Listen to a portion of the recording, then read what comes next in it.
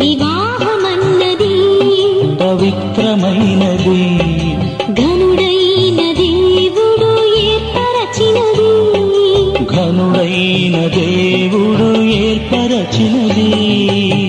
దేవునికి అతి ప్రియులుగా ఫలములతో వృద్ధి పొందగా, దేవునికి అతి ప్రియులుగా ఫలములతో వృద్ధి పొందగా, వేరుగా నున్న వారిని ఒకటిగా ఇలా చేసినాడు దేవుడు. వేరుగా నున్న వారిని ఒకటిగా ఇలా చేసినాడు దేవుడు. వివాహమన్నది పవిత్రమైనది, ఘనుడైన దేవుడు ఏర్పరచినది.